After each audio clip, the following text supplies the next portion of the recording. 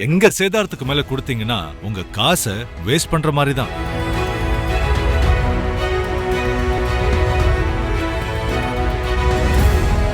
GT Holidays, South India's #1 travel brand. You know you are special when you're with GT Holidays. VBG Ramji என்ற புதுசாக ஒரு பேர் வைக்கிறார். அவருக்கு பிரதமர் வீடு கட்டு திட்டமாக இருக்கட்டும், இல்லை இந்த 100 நாள் வேலை திட்டமாக இருக்கட்டும், இதுக்கு ரெண்டுமே சார் மாநில அரசாங்கத்தினுடைய பங்கு மிகப்பெரிய பங்கு இருக்குது. எல்லாத்தையுமே தன்னோட பேர் மட்டும் வரணும், ஆனால் நிதி மாநில அரசுக்கிட்ட கொடுக்கணும்னு நினைக்கிறாரு. கூடுதலாக செலவானா அந்த மாநில அரசு தான் மாநில அரசு கொடுக்கணுன்ற கட்டத்துக்கு எடுத்துன்னு வராங்க. 60-40 எடுத்துன்னு வராங்க. ஆனால் திட்டம் பேர் ஒன்றிய அரசு திட்டம். ரெண்டுமே தேர்தலை சந்திச்சிருந்ததுன்னா 84-85 தொகுதி அளவுக்கு வெற்றி வாய்ப்பு கூட வரும் அப்படிங்கிற அளவுக்கு பொதுக்குழுல கணக்கெல்லாம் சொன்னார். நீங்க சொல்ற மாதிரி இந்த கூட்டணி 2 பேரும் சேர்ந்துட்டா அப்படின்னு நீங்க வச்சுக்கலாம். என்டிஏல ஓபிஎஸ் இருக்காரா? என்டிஏல தினகரன் இருக்காரா? என்டிஏல அன்புமணி ராமதாஸ் இருக்காரா? என்டிஏல பெரியவர் ராமதாஸ் இருக்காரா? என்டிஏ ஏடிஎம்கே அலையன்ஸ்ல தேமுதிக இன்னைக்கு இருக்குதா? உங்களை நம்பி யாருங்க வருவா? அண்ணா திமுக கட்சி எங்க இருக்கு? அதனால அதுக்கு இன்ஜினே இல்லைன்னு சொல்றோம். வன்னியர் சங்கம் போராட்டம் நடத்தப்பட்ட காலகட்டங்கள்ல அன்புமணி ராமதாஸ் எங்க முதல்ல போராட்டத்தில் எங்க கலந்துக்கிட்டாரா? எம்ஜிஆர் 21 பேரை சுட்டு கொண்டாரு. அந்த 21 பேருக்கு மணிமண்டபம் கட்டணது திமுக. அந்த 21 குடும்பத்துக்கும் அரசு வேலை வாய்ப்பு கொடுத்தது திமுக. இடஒதுக்கீடு வன்னியர் இடஒதுக்கீடு கொடுத்தது திமுக. 10 வருஷம் மோடி தானே ஆட்சியில் இருக்காரு. நேரடியாக போய் கேட்டு வாங்கி வாங்கன்றாங்க. வேணான்னு சொன்னோம் யாராவது? அதை கேட்க உங்களுக்கு துப்பு இல்லாம நீங்க தேர்தல் வன்னியர் பேச வந்துடுறீங்க.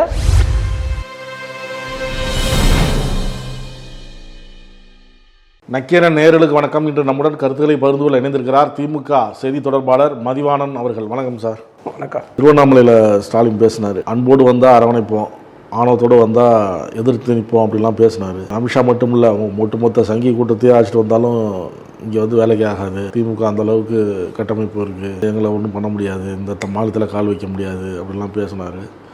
உதயநிதியும் பேசினாங்க, மூத்த தலைவர்கள் ராசா உட்பட பலர் பேசினாங்க. இப்போ தமிழக பாஜக என்ன சொல்லுது? தமிழகத்தின் 2 காலம் திமுக ஆட்சி தான், திமுக அழிவில் தான் பாஜகவுடைய வளர்ச்சியே இருக்குது அப்படின்னு தமிழக பாஜக சொல்லுது. அதாவது தமிழக பாஜகவை பொறுத்த வரைக்கும் தரவுகள் தெரியாமல் வாய்க்கு வந்ததை பேசுகிறாங்கன்றது இதன் மூலம் தெளிவாக தெரியுது. அதாவது தமிழ்நாடுடைய வளர்ச்சின்றது இந்தியாவே திரும்பி பார்க்கக்கூடிய ஒரு வளர்ச்சி. இந்தியாவுடைய பொருளாதார வளர்ச்சியை விட தமிழ்நாடுடைய வளர்ச்சி 2 மடங்கு இருக்குது. இந்தியாவுடைய கல்வி வளர்ச்சியை விட தமிழ்நாடுடைய வளர்ச்சி 2 மடங்கு இருக்குது. பெண் கல்வியில் இந்தியாவை விட அதிகப்படியான பெண் கல்வி வளர்ச்சி 2 மடங்கு இருக்குது. அதே மாதிரி உயர்கல்வியில் இந்தியாவுடைய வளர்ச்சியை விட தமிழ்நாடுடைய வளர்ச்சி 2 மடங்கு இருக்குது. அப்படின்னா தொடர்ச்சியாக தமிழ்நாடு முன்னேறிக்கிட்டே இருக்குது. இது தெரியாமல் பேசுகிற பாஜகவை யாராக இருந்தாலும் சரி, தயவு செய்து நாங்கள் சொன்ன தரவுகள் எதுவுமே இல்லை, எல்லாமே ஒன்றிய அரசு வெளியிட்ட தரவுகள் அடிப்படையில் தான் நான் சொல்கிறத தவிர எங்களுடைய தரவுகள் இல்லை. பொதுவாகவே பாஜக இந்த அமித்ஷா இந்த கூட்டங்கள் என்னென்னா எல்லா மாநிலத்தையுமே ஒட்டுமொத்த இந்தியாவையுமே மதவாதத்தால் பிரிக்கிறாங்க. திமுக மதத்துக்கு எதிராக பேசுனதே இல்லை, ஆனால் மதவாதத்துக்கு எதிராக பேசும் திமுக. இந்துக்களுக்கு எதிராக நாங்கள் பேசுனதில்லை, ஆனால் இந்துத்துவாவுக்கு எதிராக நாங்கள் பேசுகிறோம். இதற்கு வித்தியாசமே தெரியாமல் பேசுகிற பாஜக மாதிரியான ஆட்கள் அமைதியாக இருக்க மாநிலத்தில் சாமி பேரை சொல்லி கலவரத்தை உண்டு பண்ணணும்னு நினைக்கிறாங்க. அந்த கலவரத்தோட அடிப்படையில் ஆட்சியை பிடிக்கலான்றது அவங்களுடைய ஆசை. அது குஜராத்தாக இருக்கட்டும், உத்தரப்பிரதேசமாக இருக்கட்டும், பீகாராக இருக்கட்டும், இல்லை ஒரிசாவாக இருக்கட்டும், எல்லா மாநிலங்களையுமே அவங்க கலவரத்தை உண்டாக்கி அதனோட அடிப்படையில் தான் வெற்றி பெற்றிருக்காங்க. அதே எண்ணத்தோடு தமிழ்நாட்டில் வந்தீங்கன்னா நீங்கள் மட்டும் இல்லை, ஒட்டுமொத்த உங்கள் படைகளே கூட்டுக்கிட்டு வந்தாலும் நாங்கள் எதிர்த்து நிற்போன்றது தான் முதலமைச்சர் சொல்கிறார். என்றைக்குமே தமிழ்நாடு டெல்லிக்கு அவுட் ஆஃப் கண்ட்ரோல் தான் சொல்கிறார். முதலமைச்சர் கனவுல அப்படி பேசிக்கிட்டு இருக்கிறாரு அப்படிங்கிறாங்க. தமிழ்நாடு பாஜக சார்பாக ஒரு அறிக்கை வெளியாக இருக்குது, அதை தான் சொல்கிறாங்க. முதலமைச்சர் கனவுல பேசிகிட்டு இருக்கிறாரு. தமிழகத்தில் இளைஞர்கள் சீரழிச்சிட்டு இருக்கிறாங்க, போதை கலாச்சாரம் அந்த அளவுக்கு இருக்குது, தமிழக பெண்களின் தாலி கயிற்று அறுக்கும் டாஸ்மாக் வியாபாரம் அதிகமாக இருக்குது, ரியல் எஸ்டேட், கொள்ளை, செம்மண், சவுடு, கருங்கல் என ஒட்டுமொத்த மண் வளத்தையும் திருடி நீர் ஆதாரத்தை அழித்து வரும் கனிம குவாரி ஊழல், பள்ளிக்கரணை சதுப்பு நில ஊழல், சென்னை வெள்ள நிவாரண கால்வாய் ஊழல் என அனைத்து துறையிலும் ஊழல் இருக்குது. ஊழல் இல்லாத துறையே கிடையாது, அந்த அளவுக்கு இருக்குது. மக்கள் விரோத தேர்தல் விளம்பர அரசியல் இனி ஈடுபடாது. இது விளம்பர திராவிட மாடல் இல்லை, விளம்பர மாடல் அப்படிங்கிற குற்றச்சாட்டையும் வைக்கிறாங்க. இல்லைங்க, ஊழலை பற்றி பேசுறதுக்கு பாஜகவுக்கு என்ன தகுதி இருக்குன்னு தயவு செஞ்சு சொல்லுங்களேன். இந்த நாட்டிலேயே பிரைம் மினிஸ்டரோட ஃபோட்டோ போட்டு பிஎம் கேர் ஃபண்டு வாங்கி ஊழல் பண்ண ஒரு கட்சி பாஜக. இன்னைக்கு வரைக்கும் அதோட வரவு செலவு கணக்கை காட்டாத கட்சி பாஜக. பிஎம்ஓ ஆஃபீஸில் அப்படி ஒரு ஸ்கீமே இல்லைன்னு சொல்கிறாங்க. அப்போ அதில் வாங்கின காசுலாம் எங்கே போச்சு? பிஎம்ஓ ஆஃபீஸ்லேருந்து பிஎம் கேர் ஃபண்டுன்னு ஒன்று வாங்கினார் அவர் கொரோனா காலகட்டங்களில். அது இன்னைக்கு வரைக்கும் அது செயல்பாட்டில் இருக்குது. அப்போ அதோட ஃபண்டு எங்கே? துவாரகா எக்ஸ்பிரஸ் ஊழலை பற்றி ஏன் பேச மாட்டீங்க? 7.5 லட்சம் கோடி ஊழல் ஒரு துறையில் ஏன் பேசலை? தேர்தல் பத்திர முறைகேடு வழக்கு ஏன் இது வரைக்கும் பேசலை? ஊழல் 5G ஏல ஊழல் ஏன் பேசலை? ரஃபேல் ஊழல் ஏன் பேசலை? வியாபம் ஊழல் ஏன் பற்றி பேசலை? சார் இங்கே ஆட்சி சிறப்பாக இருக்குது, வளர்ச்சி நீடித்த வளர்ச்சி இருக்குது, நிலையான வளர்ச்சி இருக்குது சார். நிலையான வளர்ச்சியில் தெளிவாக ஒன்றிய அரசு கொடுத்த தரவுகள் அடிப்படையில் தான் நாங்கள் சொல்கிறோம். திரும்பவும் சொல்கிறேன், தயவு செய்து பாஜக அதை போய் பார்க்கணும். தேர்தலுக்காக நாங்கள் ஒரு நாள் ஜெய் ஸ்ரீராமும் சொல்லலை, தேர்தல் முடிஞ்சதுக்கு அப்புறம் பூரி ஜெகநாதர் வாழ்கன்னு சொல்லலை. நாங்கள் கூட்டணியில் திருமாவளவனே சொல்கிறாரு, திமுக சிறப்பாக வேலை செய்யுது, கட்டமைப்போட கட்சியை வச்சிருக்கு, எந்த கட்சியிலும் இல்லாத அளவுக்கு பூத் ஏஜென்ட் இந்த இதெல்லாம் வச்சிருக்கிறாங்க, விஎல் எல்லாமே வச்சிருக்கிறாங்க. இருந்தாலும் நம்ம எச்சரிக்கையாக இருக்கணும். அமித்ஷா சொல்கிறத வந்து அலட்சியமாக எடுத்துக்கூடாது.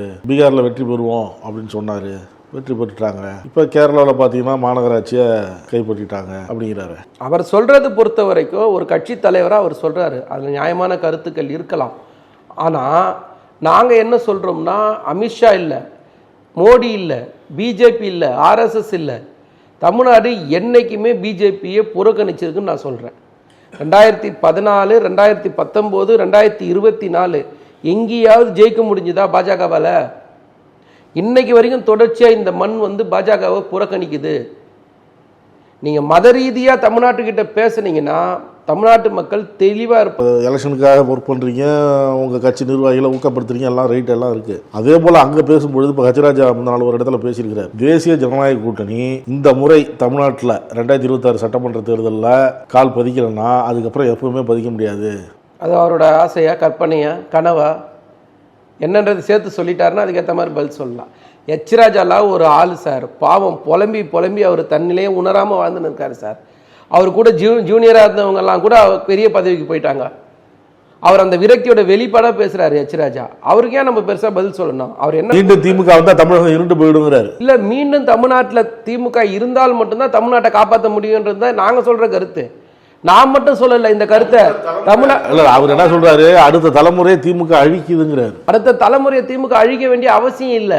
திமுக வளர்க்குது. நீங்கள் திமுகவுடைய வளர்ச்சின்றது தயவு செஞ்சு புரிஞ்சுக்கிட்டு பேசணும். தமிழ்நாட்டை கட்டமைச்சது திமுக சார், யாரும் மறுக்க முடியாது. இந்த தமிழ்நாட்டுக்கு தமிழ்நாடுன்னு பேர் வச்சது திமுக சார். இந்த மாநிலத்துக்கு உரிமைகளை வாங்கி கொடுத்தது திமுக சார். மொழி உரிமையை வாங்கி கொடுத்தது திமுக சார். சமூக நீதியை காத்தது திமுக சார். இடஒதுக்கீட்டை காத்தது திமுக சார். இன்னைக்கு வரைக்கும் இந்த நிமிஷம் வரைக்கும் நாம் பேசுகிற இந்த நிமிஷம் வரைக்கும் டெல்லியை தன்னுடைய கட்டுப்பாட்டில் வச்சிருக்கிற திமுக எல்லா மாநிலத்திலையும் வெற்றி பெற முடியும்னு நினைக்கிற பிஜேபியால் தமிழ்நாட்டில் முடியவே இல்லை. தொடர்ச்சியாக தோல்வி மட்டும்தானே பரிசா அடையுது அது. ஆனால் நாங்கள் தொடர்ச்சியாக முத்துவேல் கருணாநிதி ஸ்டாலின் என்னைக்கு கட்சிக்கு தலைவரானாரோ இன்றைக்கு வரைக்கும் வெற்றி, தொடர் வெற்றி, 100% வெற்றி. பாஜகவால் 100% வெற்றியை பெற முடியலையே. 400 தொகுதி ஜெயிப்பேன்னு சொன்னேன் பாஜக, அந்த வெற்றியை பெற முடியாதுங்கிறார் அமித்ஷா. திமுக வீழ்த்தி ஆகுங்கிறாரு. அதுதாங்க அமித்ஷாவுடைய ஆசை, கனவு பகல் கனவா போகுன்றது தான் என்னுடைய கருத்து. நான் வேணா சவால் விடுறேன் சார், பிஜேபியால திரும்ப சொல்றேன், இங்க கால் பதிக்கவே முடியாது சார். எப்பயுமே சொல்ற வார்த்தை தான், தமிழ்நாட்டில் தாமரை என்னைக்குமே மலராது. மகாத்மா காந்தி தேசிய ஊரக வேலைவாய்ப்பு திட்டம், 100 நாள் வேலைவாய்ப்பு திட்டம், இந்த திட்டத்துடைய பெயரை மாற்றிருக்கிறாங்க. வாயில நுழையாத பெயரை ஏன் வச்சிருக்கிறாங்கன்னு சொல்லி முதலமைச்சர் மு.க. ஸ்டாலின் அவர்களும் கண்டனம் தெரிவிச்சிருக்கிறார். அதாவது இந்த திட்டத்தோட பேர் விபிஜி ராம்ஜி என்ற புதுசாக ஒரு பேர் வைக்கிறார் சார். காந்தின்ற மனுஷன் இல்லைன்னா இந்த நாட்டுக்கு சுதந்திரம் கொடுத்துருப்பாங்களா சார்? நீங்கள் காந்தியை மறைக்கணும்னு நினைக்கிறது எவ்வளோ பெரிய அபட்டமான வேலை தெரியுமா? காந்தியை மறைச்சி உங்களால் எதுவுமே பண்ண முடியாது.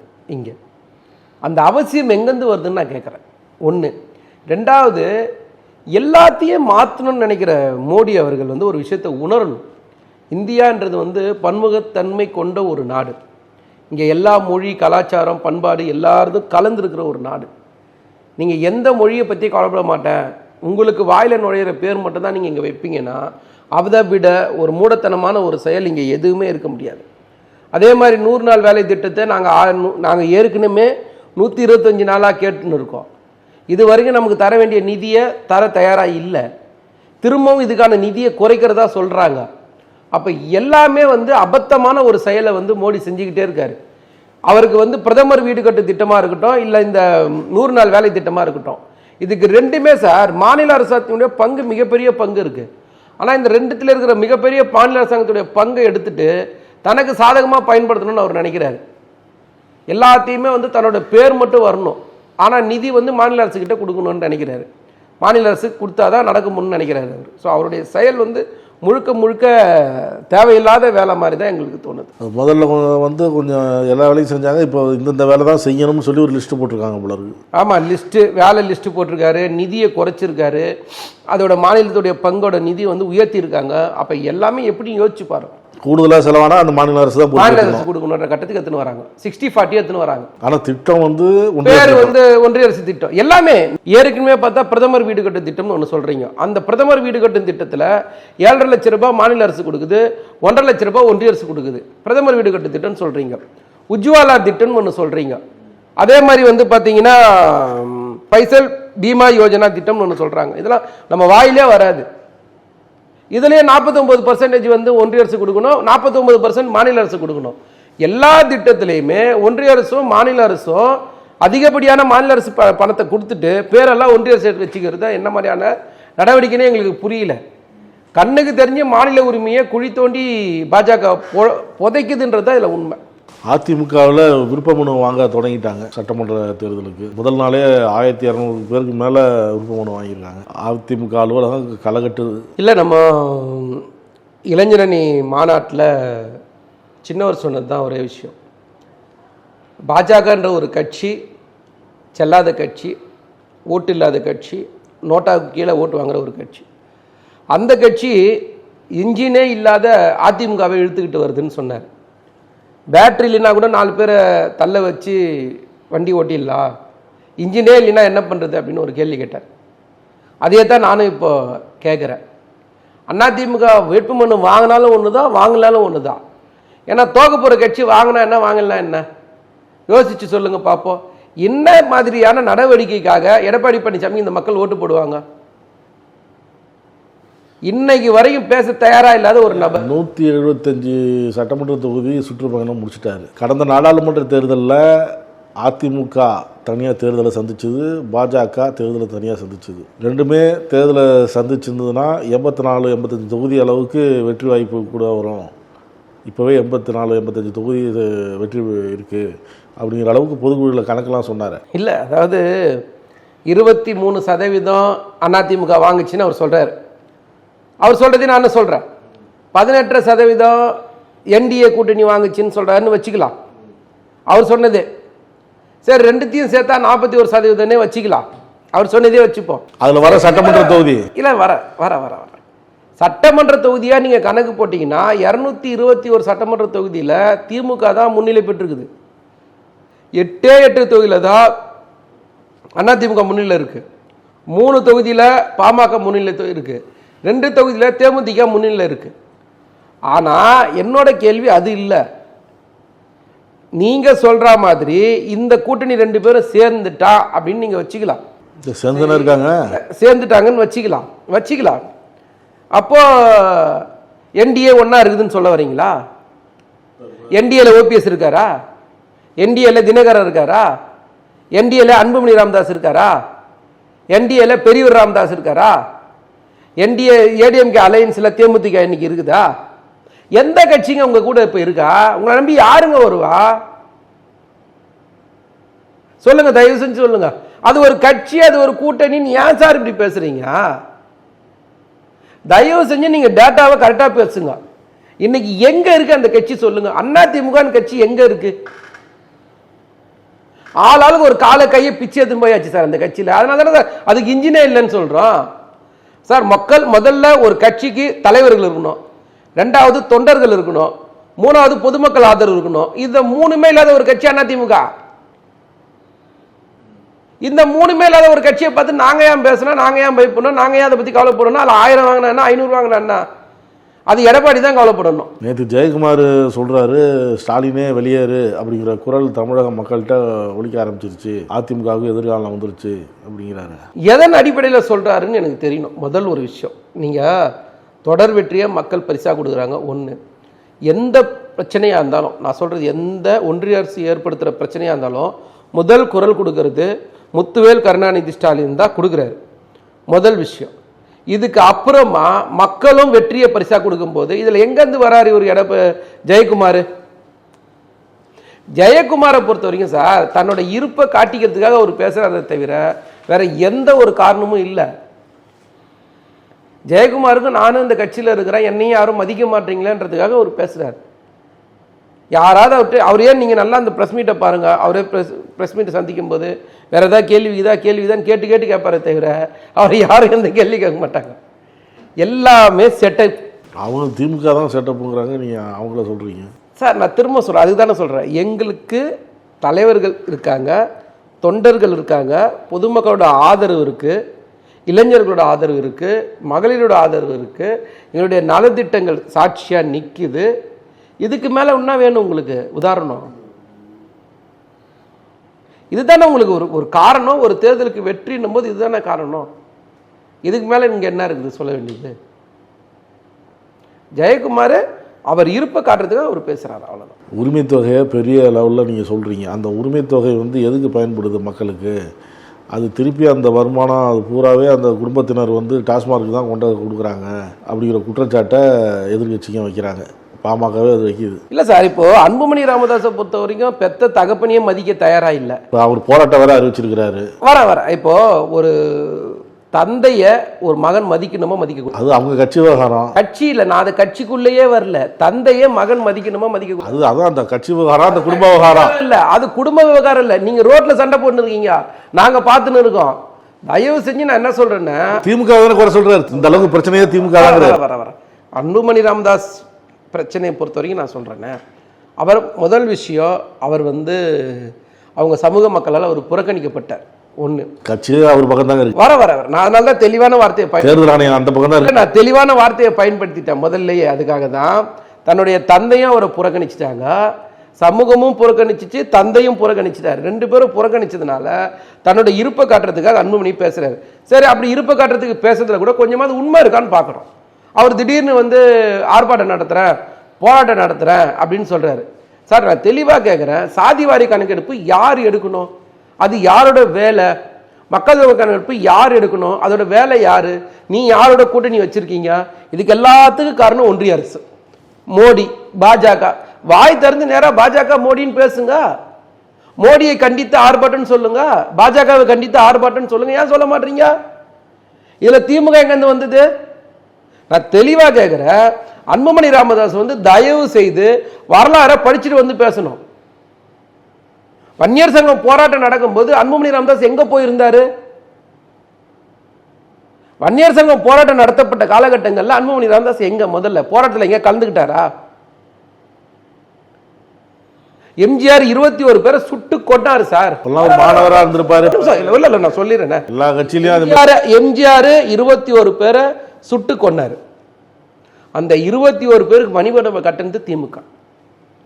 அந்த 21 குடும்பத்துக்கும் அரசு வேலை வாய்ப்பு கொடுத்தது திமுக. இடஒதுக்கீடு, வன்னியர் இடஒதுக்கீடு கொடுத்தது திமுக.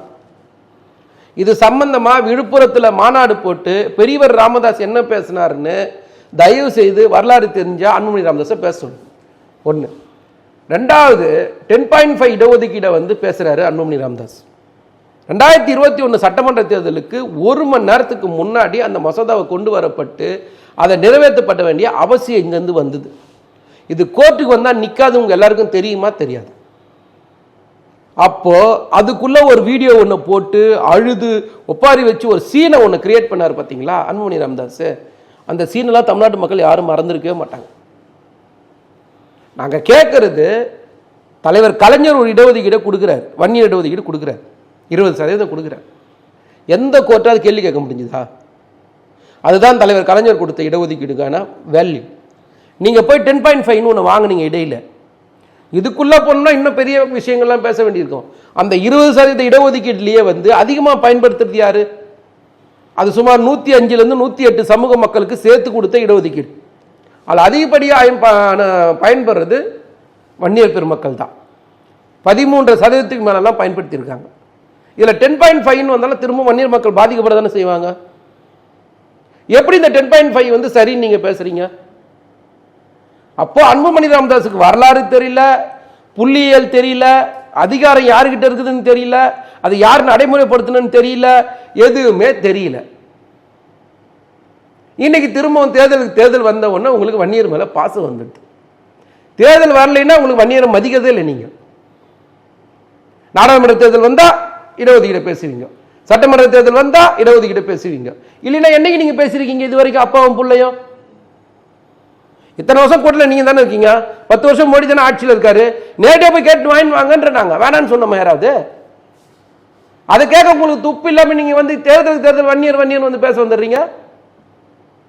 உண்மையான அக்கறையோட பேசினா அது வேற சார். நீங்க அக்கறை இருக்கிற மாதிரி நடிக்கிறீங்க. இரண்டுக்கும் நிறைய வித்தியாசம். திரும்பவும் சொல்றேன், அன்புமணி ராமதாஸ அந்த சமூக மக்களும் புறக்கணிச்சிட்டாங்க, பெத்த அப்பாவும் புறக்கணிச்சிட்டாரு. இந்த 2 புறக்கணிப்பை தாங்க முடியாம தான் ஒரு பொதுவெளியில புலம்புறாரே தவிர வேற எதுவும் ஒரு உருப்படியா பேசவே இல்லை. திடீர்னு போயிட்டு நான் ஆர்ப்பாட்டம் பண்றேன், நான் போராட்டம் பண்றேன்னா நீங்க எங்களை கண்டிச்சு ஆர்ப்பாட்டம் பண்ணாதீங்க. நீங்க நேரா போங்க, மோடி கிட்ட கேளுங்க, மோடியை சாதிவாரி கணக்கெடுப்பு எடுக்க சொல்லுங்க, எல்லா சமூக மக்களுக்கு இடஒதுக்கீடு கொடுத்துருங்க. நாங்க வேணான்னு சொல்லலையே. தமிழ்நாட்டில் இருக்கிற முக்கால்வாசி இடஒதுக்கீடு திமுக தானே சார் கொடுத்தது. யாராவது மறுக்க முடியுமா? வன்னியருக்கு, அருந்தியதற்கு, சிறுபான்மையினருக்கு யார் இடஒதுக்கீடு கொடுத்தா? தலைவர் கலைஞர் தானே கொடுத்தார். முதல்ல சட்டநாதன் ஆணையம் அமைச்சது தலைவர் கலைஞர் தானே சார். பெரிய வரலாறு சார். அது பேசணும்னா தயவு செஞ்சு அதை கொஞ்சம் தெரிஞ்சுக்கிட்டு பேச சொல்லுங்க சார். நீங்க அரசியலுக்காக மேடை இருக்கு உங்களுக்கு பேசணுன்றதுக்காக தயவு செஞ்சு பேசணும். கருத்துக்களை பார்த்து நன்றி. நக்கீரன் டிவிக்கு சப்ஸ்கிரைப் செய்யுங்கள். உங்கள் ஆதரவே எங்கள் பலம். ஆசிரியர்களுக்கு நண்பனாகவும் மாணவர்களுக்கு ஆசானாகவும் திகழும் தேர்வு வழிகாட்டி. ஒவ்வொரு பாடத்திற்கும் அனுபவமிக்க ஆசிரியர்களின் துல்லியமான தெளிவான விடைகள். CNC இருக்கு, தேர்வு பயம் எதற்கு? இது தீரன் பப்ளிஷிங் ஹவுஸ் விற்பனை வெளியீடு.